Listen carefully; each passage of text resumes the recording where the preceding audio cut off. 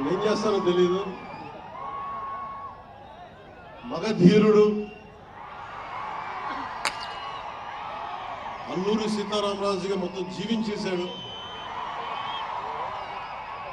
అందరి తోటి నటుల మీద అమితమైన ఇష్టం చూపించేవాడు. అందరికీ ఫ్రెండ్ రామ్ చరణ్. అందరి హీరోలకి చాలా గౌరవంగా ఉండేవాడు. సంవత్సరానికి 100 రోజులు మా నాన్న ఏ పేరు మీద ఏ మనసు ఏం తలుచుకొని పెట్టాడో తెలియదు కానీ 100 రోజులు, సంవత్సరంలో 365 రోజులు, కనీసం 100 రోజులు అయ్యప్ప స్వామి మాలంటాడు, ఆంజనేయ స్వామి మాలంటాడు. ఎందుకురా చేస్తామంటాను అప్పుడప్పుడు. క్షమించాలి రామ్ చరణ్ గారు రే అంటున్నందుకు. పర్లేదు కదా.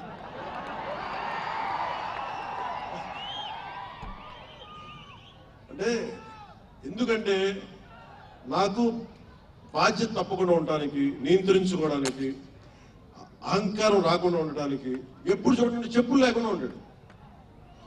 అంటే నాకే అనిపిస్తుంది నేనే కనీసం నేను వేసుకునే చెప్పులు కూడా వదలడానికి ఇబ్బంది పడతాను అప్పుడప్పుడు. అలాంటిది రామ్ చరణ్ చెప్పులు లేకుండా మామూలు హీరో కాదు, హాలీవుడ్ దాకా వెళ్ళాడు, ఆస్కార్కి వెళ్ళాడు. అక్కడికి వెళ్ళి ఎంత గుండె ధైర్యం అంటే నేను చెప్పులు వేసుకుంటా, అవసరమైతే మంచి సూటు బూట్ వేసుకుని తయారవుతాను, లేదంటే అయ్యప్ప స్వామి మానేసుకుని అనిపిస్తా ఉంటాను.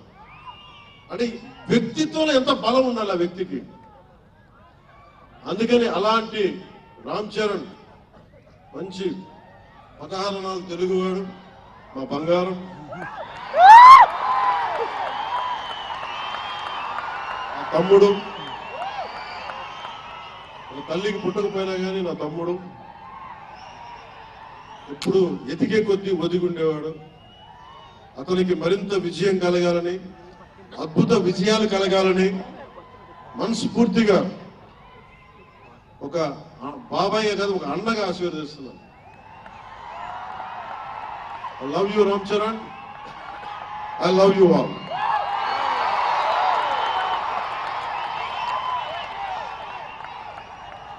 నేను ఒకటే కోరుకుంటున్నా, యువత మీ అందరికీ మొన్న మాట్లాడుతూ ఉన్నా, మీ బైకుల్లో మీరు చేసే గోల్ ఉంటుంది చూసారా మీరు. నేను మనం మాట్లాడుతూ ఉన్నా,